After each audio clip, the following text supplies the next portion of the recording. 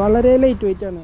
അത് K T എമ്മിൻ്റെ ഒരു എന്താ പറയുക, ഒരു നയം ഉണ്ടല്ലോ, അല്ലെങ്കിൽ ഒരു തന്ത്രം ഉണ്ടല്ലോ, മാക്സിമം വെയിറ്റ് കുറച്ചിട്ട് പവർ ഉണ്ടാക്കുക. അതായത് മാക്സിമം ഇനി എന്തൊക്കെ ഇത് വന്ന് എടുത്ത് കളയാൻ പറ്റും അതൊക്കെ അവരെടുത്ത് കളയും. എന്നിട്ട് മാക്സിമം പവർ, അതായത് ഇനീഷ്യൽ ഉണ്ടാക്കുക, പവർ ഉണ്ടാക്കുക. അതാണ് കെ ടി എമ്മിൻ്റെ ഒരു ടെക്നിക്ക് എന്ന് എനിക്ക് തോന്നിയത്. അതുപോലെ സിറ്റിയിലും പൊട്ടിച്ച് നടക്കാൻ പറ്റിയൊരു മുതലുണ്ടെങ്കിൽ ഉണ്ടല്ല, അത് ഈ സാധനം കേട്ടോ. അതായത് അങ്ങനത്തെയാണ് ഇതിൻ്റെ ഒരു റോഡ് പ്രസൻസ് എന്ന് പറഞ്ഞു കഴിഞ്ഞാൽ, സിറ്റിയിലും അതുപോലെ ട്രാക്കിലും. ഞാൻ ട്രാക്കിൽ ഇതുവരെ ഇറക്കിയിട്ടില്ല, പക്ഷേ സിറ്റിയിലത്തെ കാര്യമാണ് ഞാൻ പറഞ്ഞത്. അതുപോലത്തെ ഒരു ഐറ്റം ഉണ്ടത്.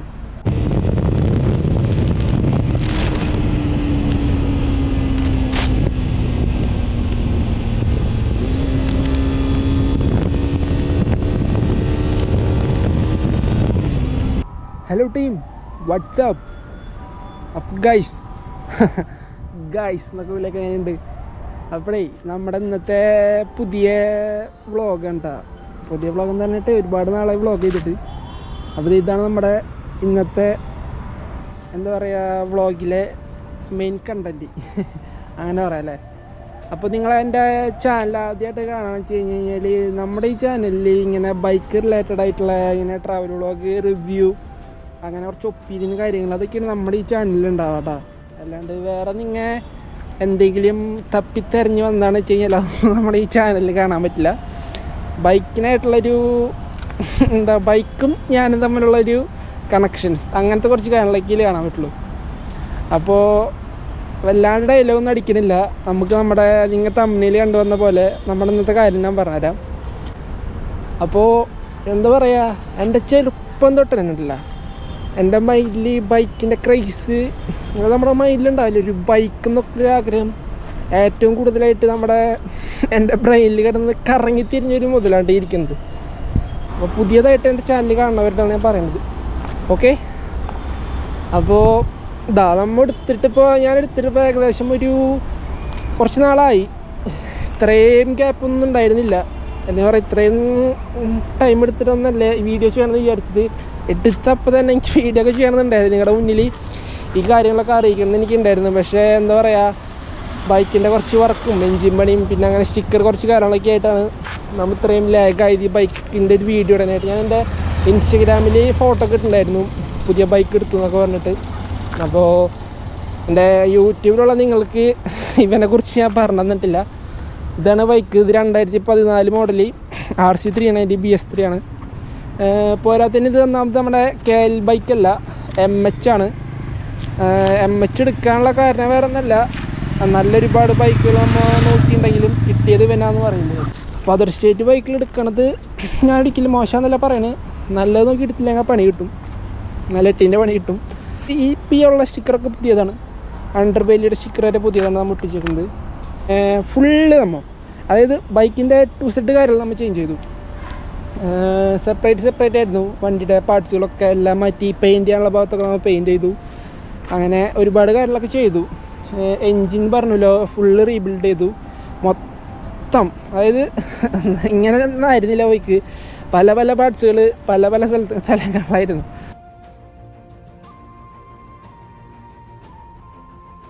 അങ്ങനെയാണ് നമ്മൾ രണ്ടാമത് സെറ്റ് ചെയ്തെടുത്തത്.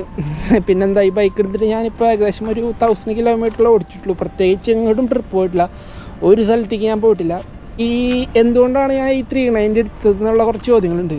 അത് വേറെ ഒന്നല്ല, കാരണം ഇത്രയും പഴക്കമുണ്ട്. ഇപ്പോൾ ഞാൻ പറയാം, ഇപ്പോൾ 2025 ഈ ബൈക്കാണ്. 2014-11 വർഷത്തോളം പഴക്കമുള്ള ബൈക്ക് എടുത്തതിൻ്റെ റീസൺ വേറെ ഒന്നുമല്ല. ഇതൊക്കെ നമ്മുടെ ഒരു ആഗ്രഹമാണ് ഈ ബൈക്ക് എടുത്തത്.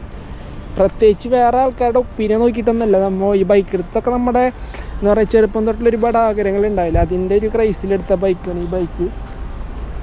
ഇപ്പം ഇത്രയും 11 വർഷം പഴക്കമുള്ള ബൈക്ക് നമ്മൾ എടുത്തിട്ട് എന്താ പറയുക, ഏറ്റവും പുതിയ രീതിയിൽ നല്ല രീതിയിൽ ആ ബൈക്കിനെ നമ്മുടെ കൈ വെച്ചിട്ട് വർക്ക് ചെയ്ത് മെയിൻറ്റെയിൻ ചെയ്ത് കൊണ്ടുപോകുക എന്നുള്ളതാണ് ഏറ്റവും ബെസ്റ്റ് ഓപ്ഷൻ. അതിപ്പോൾ ഈ ബൈക്ക് എന്നല്ല, ഏത് ബൈക്കായാലും നമ്മൾ യൂസ് ചെയ്യണ പോലെ ഇരിക്കും ആ ബൈക്കിൻ്റെ കാര്യങ്ങൾ എന്ന് പറഞ്ഞു കഴിഞ്ഞാൽ. പിന്നെ അവിടെ ഇങ്ങനെ ഈ ഏരിയയിലൊക്കെ ഒരുവിധം എനിക്ക് കാരണം കിട്ടുമ്പോൾ അത്യാവശ്യം ഫുൾ നീറ്റ് ആയിരുന്നില്ല ബൈക്ക്. പക്ഷെ ഞാൻ യൂസ് ചെയ്യുന്ന ബൈക്ക് എനിക്ക് നീറ്റായിരിക്കും എന്നുള്ളൊരു വാശിക്കാരനാണ് ഞാൻ. അതുകൊണ്ട് തന്നെ എടുത്തിട്ട് കുറേ കാലം അങ്ങനെ ചെയ്തിട്ടുണ്ട്. വേറെ ഒന്നല്ല, മറ്റേ ബൈക്ക് കൊടുത്തത് താല്പര്യമാണെന്നല്ല, ഈ ബൈക്ക് പെട്ടെന്നൊരു സുപ്രഭാതത്തിൽ ഉണ്ടായൊരു പ്രാന്തൻ സ്വപ്നമല്ല, ഒരുപാട് നാളത്തെ ആഗ്രഹമാണ്. പക്ഷെ ഇത്ര പെട്ടെന്ന് നടക്കുമെന്ന് വിചാരിച്ചില്ല. അതെനിക്ക് ആകെ എന്തൊരു വെപ്രാളെന്ന് പറയല്ലേ നമ്മൾ. കാരണം ഞാൻ ഇതിൻ്റെ ഏറ്റവും കൂടുതൽ എനിക്ക് താല്പര്യമുള്ള രണ്ട് കാര്യങ്ങളുള്ളൂ. ഒന്ന് ഈ ബൈക്കിൻ്റെ ഡിസൈനും, പിന്നെ രണ്ടാമത്തെന്ന് പറഞ്ഞാൽ ഇതിൻ്റെ സൗണ്ട് രക്ഷയില്ലാത്ത സൗണ്ടാണ്. പ്രത്യേകിച്ച് BS3 മോഡൽ പുതിയ KTM കൊണ്ടുവന്നെങ്കിലും ഈ ഒരു സൗണ്ട് മാത്രം KTMന് എന്താ പറയുക കൊണ്ടുവരാൻ പറ്റിയില്ല. അപ്പോൾ ഈ സൗണ്ടൊക്കെയാണ്. പിന്നെ ഈ ബൈക്കിന് അറിയാമല്ലോ നിങ്ങൾക്ക്, ഒടുക്കത്തെ സ്പോർട്ടിയാണ്. അതൊക്കെ മെയിൻ റീസണാണ്. കാരണം ഈ ബൈക്ക് ഒരിക്കലും KTM ഇറക്കിയതെന്ന് പറഞ്ഞു കഴിഞ്ഞാൽ ഒരിക്കലും ഒരു ടൂറിങ് പർപ്പസാണെന്ന് എനിക്ക് തോന്നുന്നില്ല. ഇത് വെറും ട്രാക്കിൽ ഓടിച്ച് അങ്ങോട്ട് പെട്ടയ്ക്കാനായിട്ട് ഇറക്കിയ സാധനമാണ് തോന്നുന്നുണ്ട്. ഇതിൻ്റെ ടാങ്ക് കപ്പാസിറ്റി ആയാലും അങ്ങനെയാണ്. 9.5 ലിറ്ററാണ് ഇതിൻ്റെ ടാങ്ക് കപ്പാസിറ്റി എന്ന് പറഞ്ഞു കഴിഞ്ഞാൽ. അപ്പോൾ തന്നെ അറിയാലോ നമുക്ക് അധികം ലോങ്ങൊന്നും കൊണ്ടുപോകാൻ പറ്റില്ല. എന്ന് വെച്ചിട്ട് ഇതൊക്കെ കൊണ്ട് ലോകം മൊത്തം ചുറ്റിയ ആൾക്കാരുണ്ട് കേട്ടോ, അതെല്ലാം പറയുന്നത്. ഇതിന് ഒരുപാട് നല്ല കാര്യങ്ങളുണ്ട്, അതിലുപരി ഒരുപാട് നെഗറ്റീവ്സുകളുണ്ട് ഈ BS3 വരുമ്പോൾ. പക്ഷെ നമുക്ക് ഇതിൻ്റെ നെഗറ്റീവ് പറയാം, എന്നിട്ട് പോസിറ്റീവിലേക്ക് കിടക്കാം. അല്ലെങ്കിൽ ഞാൻ പറഞ്ഞ പോലെ എല്ലാം നല്ലത് പറഞ്ഞിട്ട് അവസാനം പൊട്ട പറഞ്ഞു കഴിഞ്ഞാൽ അത് മോശമില്ല. അപ്പോൾ നമുക്ക് ആദ്യം ഇതിന് നെഗറ്റീവ് പറയാം. നെഗറ്റീവ് എന്ന് പറഞ്ഞു കഴിഞ്ഞാൽ എനിക്ക് തോന്നിയ ഏറ്റവും ഒരു പോരായ്മ എന്ന് പറഞ്ഞു കഴിഞ്ഞാൽ ബ്രേക്കിങ് തന്നെയാണ്. കാരണം ഇത് ഇവിടെ കിടന്ന് കറങ്ങുണ്ടായപ്പോൾ ഉണ്ട്, ഞാൻ വീഡിയോ എടുക്കുമ്പോൾ എന്നെ കുറേ നേരം ഇവിടെ കിടന്ന് വാച്ച് ചെയ്യുന്നത്. ഹായ് പറഞ്ഞേ എന്താ അപ്പോൾ ബ്രേക്കിങ് ഭയങ്കര സീനാണ്. കാരണം ഈ ഒരു 373cc എൻജിനിലുള്ളൊരു ബ്രേക്കിംഗ് അതെന്ന് എനിക്ക് തോന്നിയിട്ടില്ല. അതൊരു വൻ പോരായ്മയാണ്. കാരണം ഇത്രയും ഒരു എന്താ പറയുക ഒരു ഇനീഷ്യൽ പവറും ടോർക്കൊക്കെ പ്രൊഡ്യൂസ് ചെയ്യുന്ന ഒരു ബൈക്കിന് ബ്രേക്കിങ്ങിൻ്റെ കാര്യം മാത്രമാണ് എനിക്ക് നെഗറ്റീവ് എന്ന് പറയാനായിട്ട്. പിന്നെ ഹീറ്റിങ്, അതായത് നമ്മൾ റണ്ണിങ്ങിലൊക്കെ ഒന്ന് അത്യാവശ്യം ട്രാഫിക് ഇട്ട് കഴിഞ്ഞാൽ ഈ കാലിൻ്റെ അടുത്തൊരു പപ്പടം വെച്ച് കഴിഞ്ഞാൽ പപ്പടം പൊളയ്ക്കുന്ന അറിയില്ലേ, അങ്ങനത്തെ ചൂടാണ് എഞ്ചിൻ്റെ ഭാഗത്ത്. നല്ല ചൂടുണ്ടാകും. വൈബ്രേഷൻ അത്യാവശ്യം ഉണ്ട്. അപ്പോൾ വൈബ്രേഷൻ്റെ കാര്യത്തിൽ നമുക്ക് കുറച്ച് കാര്യങ്ങളൊക്കെ ചെയ്യേണ്ട കണ്ടില്ല. നമുക്ക് ഡബിൾ സൈഡ് സ്റ്റിക്കർ കാര്യങ്ങളൊക്കെ നമ്മളിവിടെ ഒട്ടിച്ചിട്ടുണ്ട് വൈബ്രേഷൻ കുറച്ച് കുറയ്ക്കാനായിട്ട്. അങ്ങനെ കുറച്ച് കാര്യങ്ങളൊക്കെ ആയി കഴിഞ്ഞാൽ വൈബ്രേഷൻ ഭാഗത്തൊന്നും വേറെ സീനില്ല. പിന്നെ മെയിൻ്റെനൻസ് അതും കുറച്ച് സീനാണ് വണ്ടി. കാരണം അത് അറിയാവുന്നവർ മാത്രം ഇത് എടുക്കാനും പാടുള്ളൂ കേട്ടോ, അതൊരു വേറെ സത്യം കേട്ടോ. കാരണം മെയിൻ്റെനൻസ് എന്ന് പറഞ്ഞു കഴിഞ്ഞാൽ നല്ല രീതിയിലുണ്ട്. അതായത് നമ്മൾ ശരിക്കും എന്താ പറയുക തരികട പരിപാടി കാണിച്ചിട്ടൊന്നും ഈ സാധനം മെയിൻറ്റെയിൻ ചെയ്യാൻ പറ്റില്ല. മെയിൻറ്റെയിൻ ചെയ്യണേ കറക്റ്റ് പക്കാ നീറ്റ് പെർഫെക്റ്റായിട്ട് ഈ സാധനം മെയിൻറ്റെയിൻ ചെയ്യണം. ഇതിൻ്റെ എൻജിൻ പണി അങ്ങനെ ഒരുവിധം എല്ലാ വർക്കായപ്പോൾ ഒരു 40+ എമൗണ്ട് എൻ്റെ ഇത് പൊട്ടിയിട്ടുണ്ട്. എൻജിൻ്റെ സൈഡ് മാത്രം കേട്ടോ, അത് മാത്രമാണ് പറഞ്ഞത്. എൻജിൻ സൈഡ് മാത്രം വർക്ക് കഴിഞ്ഞപ്പോൾ 40+ എമൗണ്ട് പൊട്ടിയിട്ടുണ്ട് എൻജിൻ സൈഡ്. പിന്നെ കുറേ പാർട്സുകൾ ഇതൊക്കെ പുതിയതിട്ടുണ്ട് എൻജിൻ സൈഡിൻ്റെ കാര്യം പറഞ്ഞു. അപ്പോൾ അതുപോലെ നീറ്റായിട്ട് കൊണ്ടു നടക്കണം ഈ ബൈക്കിൻ്റെ ഒരു എൻജിൻ ഭാഗം എന്ന് പറഞ്ഞു കഴിഞ്ഞാൽ. ഇത് BS3 390യുടെ ഓണേഴ്സിന് അറിയണ കാര്യമാണ്. പിന്നെ ഇതിന് ഉള്ളൊരു വേറൊരു മിസ്റ്റേക്ക് ഉണ്ട്. ഇതിന് എൻജിൻ ഓയിലും അതുപോലെ കൂളൻ്റ് അതും മിക്സ് ആവാനുള്ള ഒരു പ്രശ്നവും ഈ ബൈക്കിനുണ്ട് കേട്ടോ. നമ്മറിയില്ല, നമ്മൾ വല്ലപ്പോഴും എടുത്തിട്ട് സർവീസ് ചെയ്തിട്ട് കാര്യമില്ല. സർവീസ് ചെയ്യണമെങ്കിൽ പക്കാ നീറ്റ് പെർഫെക്റ്റായിട്ട് മെയിൻറ്റെയിൻ ചെയ്ത് കൊണ്ടു നടക്കുകയാണെന്ന് വെച്ച് കഴിഞ്ഞാൽ കൊണ്ടു നടക്കാം. അതിപ്പോൾ എനിക്കിപ്പോൾ ഇതൊക്കെ അറിയാൻ പറ്റുന്നത് ഞാൻ മുന്നിട്ട് ഡ്യൂക്ക് ഉണ്ടായിരുന്ന ടൈമിൽ എനിക്ക് അതെന്ന് പറഞ്ഞു കഴിഞ്ഞാൽ അത് പുതിയതായിരുന്നു. ഞാൻ അടുത്തത് പുതിയ ബൈക്കാണ് എടുത്തത്. അപ്പോൾ എനിക്ക് അറിയാം അതിൻ്റെ A to Z കാര്യങ്ങൾ, നമ്മൾ എങ്ങനെയാണ് ഇത്രയും നാൾ കൊണ്ടു നടന്നത് എല്ലാ കാര്യങ്ങളും എനിക്ക് അറിയാം. അപ്പോൾ ഇതാണ് നമ്മുടെ മുതൽ പുതിയ RC.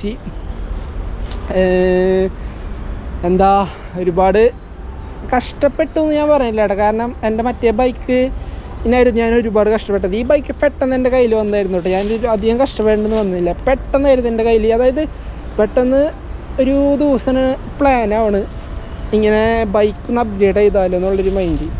അറിയാമല്ലോ ഞാൻ KTM ഫാൻ ബോയ് ആണ്, എനിക്ക് KTM തന്നെയായിരുന്നു മൈൻഡ്. അപ്പോൾ പുതിയ RCനോട് എനിക്ക് വലിയ മൈൻഡ് തോന്നിയില്ല. എനിക്ക് RC എന്ന് പറഞ്ഞു കഴിഞ്ഞാൽ BS3 ആയിരിക്കും എന്നുള്ളൊരു വാശിയുണ്ടായിരുന്നു. പിന്നെ ഒരുപാട് പറഞ്ഞില്ല, നമ്മുടെ ഒരുപാട് കൊതിപ്പിച്ചിട്ടുണ്ട് ഞാൻ ഈ ഡിസൈനും അല്ലെങ്കിൽ എന്താ പറയുക ഈ ഒരു സൗണ്ടൊക്കെ. നമ്മൾ ഇതിനത്രയും ഫാൻസ് ഇപ്പോഴും, അതായത് ഇത്ര വർഷമായിട്ട് ഈ ബൈക്കിൻ്റെ ഉള്ള ഫാൻസ് നിൽക്കണമെന്ന് പറഞ്ഞു കഴിഞ്ഞാൽ നമ്മുടെ എന്താ പറയുക KTM ലൈനപ്പിൽ KTM എന്ന് പറഞ്ഞൊരു ബ്രാൻഡ് ഇറക്കിയതിൽ ഏറ്റവും ഏറ്റവും ബെസ്റ്റ് ഡിസൈൻ എന്ന് വേണമെങ്കിൽ അതിനെ പറയാം. ഇതിൻ്റെ ഒരു ഡിസൈൻ എന്ന് പറഞ്ഞു കഴിഞ്ഞാൽ അത്രയും സ്പോർട്ട്നെസ്സാണ്. ഇപ്പം ഇറങ്ങുന്ന RC മോശമെന്നല്ല പറയുന്നത്, എന്നിരുന്നാലും ഇതേ ഒരു സ്പോർട്ട്നെസ് കിട്ടുന്ന ഒരു RC പിന്നീട് അവർ ഇറക്കിയിട്ടില്ല. ഇനി ഫ്യൂച്ചറിൽ ഉണ്ടാവും നമുക്കറിയില്ല. ഇത്ര നാളായിട്ട് ഇവൻ്റെ തട്ട് താഴ്ന്നിരിക്കുമെന്ന് പറഞ്ഞില്ല. അതാണ് ഇവൻ്റെ ഒരു ഈ ബൈക്കിൻ്റെ ഒരു ഡിസൈൻ. അപ്പോൾ അതൊക്കെയാണ് ഞാൻ ഇത്രയും നാൾ വെയിറ്റ് ചെയ്തിട്ടായാലും നമ്മളെ ഡ്രീം നമ്മൾ അച്ചീവ് ചെയ്തത്. അപ്പോൾ ഇനി ഇവനിലായിരിക്കും നമ്മുടെ എല്ലാ വക എന്താ പറയുക അഭ്യാസങ്ങൾ കാണിക്കാൻ പോണത്.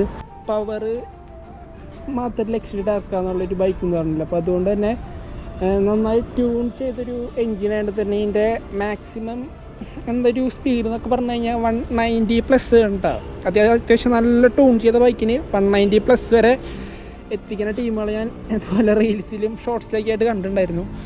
അപ്പോൾ ഞാനിന്ന് എത്തുമ്പോൾ അതിൻ്റെ അത്രയും മാക്സിമം ചെയ്യാനൊന്നും ട്രൈ ചെയ്തിട്ടില്ല. കാരണം പറയില്ല, കൈ കൊടുത്തു കഴിഞ്ഞ് കഴിഞ്ഞാൽ ഈ ബൈക്ക് പോവും, അത് നമുക്കറിയാം. എന്ന് വെച്ചാൽ നമ്മൾ കൈ കൊടുക്കാനും പാടില്ല. അതായത് പ്രത്യേകിച്ച് നമ്മുടെ നാട്ടിൽ. അപ്പോൾ ഇവൻ്റെ കയ്യിലിരിപ്പ് വളരെ ഡേഞ്ചറാണ്. പക്ഷെ അപ്പോൾ നമ്മളും കൂടി ഡേഞ്ചറായി കഴിഞ്ഞ് കഴിഞ്ഞാൽ ആകെ സീനാവും, രണ്ടും തമ്മിൽ കൂട്ടിമുട്ടും. ഇതിനധികം അഭ്യാസം കാണിക്കാണ്ടല്ലോ, ഒറ്റ വാക്കുള്ളൂ, ചത്ത് പൂട്ടാ ഉള്ള കാര്യമാണ്. അധികം അഭ്യാസം കാണിക്കാൻ വന്നു കഴിഞ്ഞാൽ അവസാനം മന്തിയാണ്. അതിങ്ങനത്തെ ഒരു പ്രശ്നം കൂടി ഈ ബൈക്കിന് കേട്ടോ. അപ്പോൾ അധികം അഭ്യാസം ഒന്നും കാണിക്കാൻ നിൽക്കരുത്. അപ്പോൾ നമുക്ക് ഈ ബൈക്കിൻ്റെ സൗണ്ട് കേൾക്കാട്ടോ. അതായത് ഈ ബൈക്കിന് ഏറ്റവും കൂടുതൽ ഫാൻസ് ഉള്ള 2 കാര്യമെന്ന് പറഞ്ഞാൽ ഡിസൈനും സൗണ്ടും. അപ്പോൾ ഇനി ഞാൻ സൗണ്ട് കേൾപ്പിച്ചു തരാം.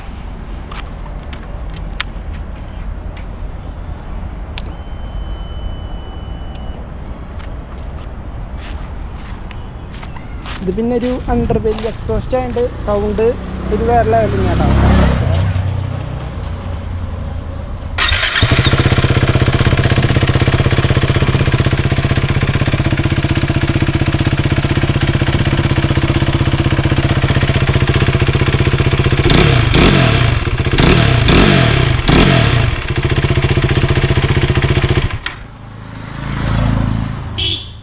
കണ്ടില്ലേ, ഈ സൗണ്ടൊക്കെയാണ് ഈ ബൈക്ക് എടുക്കാനുള്ള ഏറ്റവും. ഞാൻ ഒരുപാട് ആയിട്ടുണ്ട് ഈ ബൈക്കിനെ കുറിച്ചിട്ടുള്ള കാര്യങ്ങൾ. അപ്പോൾ അതെല്ലാം ഈ ബൈക്കിലുണ്ടോ എന്ന് നമുക്കറിയണമല്ലോ.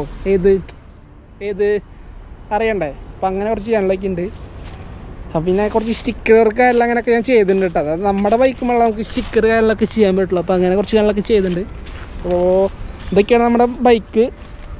അപ്പോൾ നമ്മുടെ പുതിയ ബൈക്ക് എന്ന് പറഞ്ഞു കഴിഞ്ഞാൽ അതാണ്. ഡ്യൂക്ക് എടുത്തു, RC എടുത്തു, ഡ്യൂക്ക് എടുത്തു, RC എടുത്തു. 200 ആയിരുന്നു, ഇപ്പോൾ 390 ആയി. ഓക്കെ, മനസ്സിലായില്ലേ കാര്യങ്ങൾ? അപ്പോൾ എന്താ ചാനൽ എന്തോ യൂട്യൂബ് തന്നെ മറന്നുപോയി തോന്നുന്നുണ്ട്. ഇങ്ങനെ ചാനലുള്ള കാര്യം പുതിയ ചാനലൊക്കെ തുടങ്ങേണ്ടി വരും തോന്നുന്നുണ്ട്.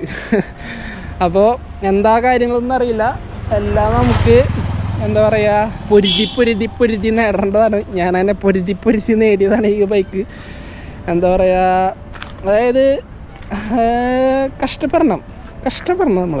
കുറേ കഷ്ടപ്പെട്ടാലേ കാര്യങ്ങൾ നടക്കാൻ പറ്റുള്ളൂ. കഷ്ടപ്പെടാൻ പറ്റില്ല. കഷ്ടപ്പെട്ട് കഴിഞ്ഞാലേ കാര്യങ്ങൾ നടക്കൂ. ഹാർഡ് വർക്ക് ചെയ്യണം, പണിയെടുക്കണം, നന്നായി പണിയെടുക്കണം. കാരണം പോലെ എന്ത് പണിയെന്നൊന്നും പറയണില്ല, പക്ഷേ പണിയെടുക്കണം, നന്നായി കഷ്ടപ്പെടണം ലൈഫിൽ. എന്നാൽ മാത്രമേ സക്സസ് ആവുള്ളൂ. അല്ലെങ്കിൽ പിന്നെ മറ്റേ പറഞ്ഞ പോലെ തന്തമാരെ കാശ് കൊണ്ട് പല കാര്യങ്ങളും ചെയ്യേണ്ടി വരും. തന്തമാരെ കയ്യിൽ കാശുണ്ടെങ്കിൽ നമുക്ക് എന്താവാനുള്ള മൈൻഡിൽ അങ്ങനെ നടക്കാൻ വേണ്ടി കേട്ടോ. പക്ഷെ എനിക്കങ്ങനെ നടക്കാനുള്ള ആഗ്രഹം എന്ന് പറഞ്ഞാൽ വേറെ ഒന്നുമില്ല, കഷ്ടപ്പെടാം, പണിയെടുക്കുക, കാര്യങ്ങളൊക്കെ നേടാം, അത്രയുള്ള മൈൻഡ്. ഇപ്പോൾ വേറെ എനിക്കൊന്നും പറയാനില്ല. വേറെ വീഡിയോ ആയിട്ട് ഇനിയും വരാം. അപ്പോൾ bye guys, bye, tata, love you all.